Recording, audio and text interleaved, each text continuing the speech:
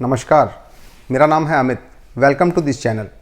आज के टॉपिक में हम बात करेंगे, अगर किसी व्यक्ति की ज़मीन पर या हाउस पर या प्लॉट पर और इन ए लार्जर वे उसकी किसी इमूवेबल प्रॉपर्टी पर अगर कोई व्यक्ति कब्जा कर लेता है और उस व्यक्ति के खिलाफ इस अपराध के संबंध में एफआईआर दर्ज करवाई जाती है और इसी अपराध के संबंध में कि उसने जो क्रिमिनल फोर्स यूज़ करके लैंड पर कब्जा किया है या हाउस पर कब्जा किया है या इमूवेबल प्रॉपर्टी पर कब्जा किया है, क्रिमिनल केस चलता है, तो क्या उस क्रिमिनल केस के अंदर उस प्रॉपर्टी पर जिसने उसने कब्जा किया था, क्या उसका कब्जा वापस लिया जा सकता है? सोचकर देखिए, अगर इस तरह से पोजीशन वापस मिल जाए तो ऐसी स्थिति में जो सालों तक सिविल केस कंटेस्ट करना पड़ता है वो सिविल केस कंटेस्ट नहीं करना पड़ेगा। तो चलिए देखते हैं इस संबंध में लीगल पोजीशन क्या है। And please don't forget to subscribe the channel. इस इश्यू को अच्छे से समझने के लिए हम प्रिज्यूम करते हैं कि ए के हाउस पर बी ने फोर्सफुली कब्जा कर लिया। अब ए ने इस संबंध में बी के खिलाफ पुलिस स्टेशन में एफआईआर लॉन्च कराई कि उसके घर पर फोर्सफुली कब्जा कर लिया गया है, इसलिए हाउस ट्रेसपास का ऑफेंस बनता है, जिसके लिए इंडियन पीनल कोड के सेक्शन 448 में सजा का प्रावधान है।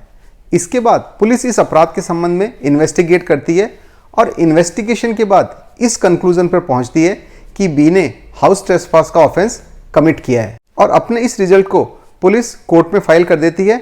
इसके बाद कोर्ट में बी के खिलाफ केस चलता है और केस के बाद ऑनरेबल कोर्ट ये पाती है कि एक्यूज ने 448 का ऑफेंस कमिट किया है और कोर्ट उसे कन्विक्ट कर देती है। यहाँ पर यह अधिकार उपलब्ध है कि वो कोर्ट से प्रेयर कर सकता है कि उसकी ज़मीन या उसके मकान पर जो कब्जा किया गया था वो उसे वापस दिला जाए, उसके कब्जे का रेस्टोरेशन किया जाए। ऐसी परिस्थिति में court section 456 criminal procedure code के प्रोविजंस के अकॉर्डिंग ए को उसके मकान का कब्जा वापस दिलवा सकती है। सेक्शन 456 क्रिमिनल प्रोसीजर कोड, जिसके अंतर्गत इस प्रकार से पोजीशन रेस्टोर किया जाता है, इसे देख लेते हैं। इस सेक्शन के अनुसार अगर किसी व्यक्ति को उसकी इमूवेबल प्रॉपर्टी से क्रिमिनल फोर्स यूज करके डिस्पोजेस कर दिया जाता है या उसे फोर्स शो करके डिस्पोजेस कर दिया जाता है या इंटिमिडेशन के जरिए डिस्पोजेस कर दिया जाता है और कोर्ट ऐसे अपराधी के खिलाफ जब केस चलाती है और उस केस में ये पाती है कि उसने उस व्यक्ति को क्रिमिनल फोर्स यूज करके डिस्पोजेस किया था या फोर्स शो करके डिस्पोजेस किया था या क्रिमिनल इंटिमिडेशन के जरिए डिस्पोजेस किया था, तो ऐसे व्यक्ति के कन्विक्शन के समय कोर्ट ये ऑर्डर कर सकती है कि जिस व्यक्ति को उसने डिस्पोजेस किया उसका पोजीशन रेस्टोर कर दिया जाए। ऐसा ऑर्डर कन्विक्शन के समय दिया जा सकता है या कन्विक्शन से 1 माह के भीतर भी इस तरह का ऑर्डर पास किया जा सकता है। सपोज एक्यूज को कन्विक्शन हो गया लेकिन कोर्ट ने रेस्टोरेशन ऑफ पोजीशन का ऑर्डर पास नहीं किया। अब जाहिर सी बात है, जब एक्यूज का कन्विक्शन हुआ है तो वो उसकी अपील करेगा। तो जब वो एक्यूज अपील करता है और अपीलेट कोर्ट भी एक्यूज को ये पाती है कि उसने ऑफेंस कमिट किया है, तो अपीलेट कोर्ट भी पोजीशन रिस्टोर करने का ऑर्डर पास कर सकती है। अगर अपीलेट कोर्ट ने भी इस तरह कोई ऑर्डर पास नहीं किया और सज़ा कन्फर्म कर दी और एक्यूज ने इस सज़ा के खिलाफ रिवीजन फाइल की, तो रिवीजनल कोर्ट भी उसको सज़ा कन्फर्म करते समय पोजीशन को रेस्टोर कर सकती है। सेक्शन 456 क्रिमिनल प्रोसीजर कोड में हमने 2 वर्ड्स देखे, क्रिमिनल फोर्स और क्रिमिनल इंटिमिडेशन। ये दोनों वर्ड क्या होते हैं, लगे हाथ इन्हें भी देख लेते हैं। क्रिमिनल फोर्स को इंडियन पीनल कोड के सेक्शन 350 में डिफाइन किया गया है। इसके अनुसार अगर कोई व्यक्ति किसी दूसरे व्यक्ति पर उसकी इच्छा के बिना, कंसेंट के बिना किसी ऑफेंस को कमिट करने के लिए फोर्स यूज़ करता है या उसे डर दिखाता है, उसे कोई इंजरी पहुंचाता है, उसे अनॉय करता है, तो ऐसी स्थिति में इस प्रकार का जो फोर्स यूज होता है वो क्रिमिनल फोर्स कहलाता है। इसकी डिटेल में डेफिनेशन देखने के लिए आप सेक्शन 350 इंडियन पीनल कोड को देख सकते हैं। Criminal intimidation is defined under section 503 of the Indian Penal Code. इसके अकॉर्डिंग अगर कोई व्यक्ति किसी दूसरे व्यक्ति को उसकी प्रॉपर्टी या रेपुटेशन को इंजरी पहुंचाने के लिए धमकी देता है, डर पैदा करता है, तो इसे क्रिमिनल इंटिमिडेशन कहा जाता है। इसकी डिटेल डेफिनेशन आपको आईपीसी के सेक्शन 503 में मिल जाएगी। इस डिस्कशन से ये कंक्लूजन निकलता है कि क्रिमिनल ट्रायल के दौरान सेक्शन 456 के प्रोविजंस के अकॉर्डिंग पोजीशन को रेस्टोर किया जा सकता है। कितना कमाल का सेक्शन है ये, सोचकर देखिए, अगर इसी काम को सिविल सूट के जरिए करने जाते तो न जाने कितने साल निकल जाते।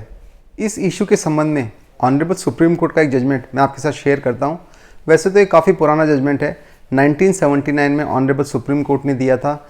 ये HP गुप्ता के नाम से है, जो आपको स्क्रीन पे भी नज़र आ रहा होगा।